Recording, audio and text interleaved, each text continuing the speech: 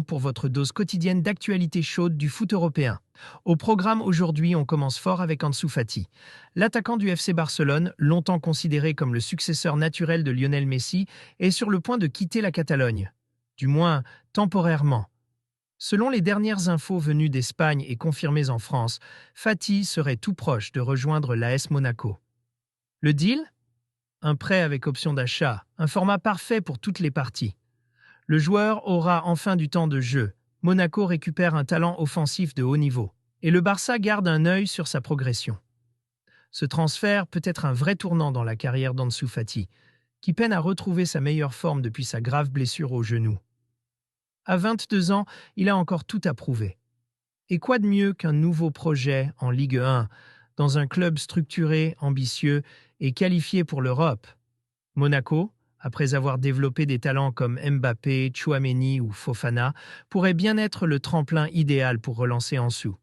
Dossier à suivre de très près, ça peut bouger dans les toutes prochaines heures. On enchaîne avec une autre pépite, mais cette fois du côté de Madrid, Rodrigo Goes. Le Brésilien est officiellement forfait pour les prochains rassemblements de la Séleção. Carlo Ancelotti l'a laissé en dehors du groupe, et son nom ne figure pas non plus dans la liste définitive du Brésil. La raison est simple. Rodrigo traîne une blessure musculaire et le staff médical du Real Madrid préfère éviter toute prise de risque. Une absence qui tombe mal, surtout à l'approche de la Copa América. Rodrigo était l'un des éléments les plus offensifs de la nouvelle génération brésilienne, aux côtés de Vinicius et Endrick. Mais cette blessure rappelle aussi que la saison a été physiquement intense, entre Liga, Ligue des Champions et échéances internationales. L'objectif est clair, le préserver pour le futur, avec un retour attendu pour la pré-saison du Real.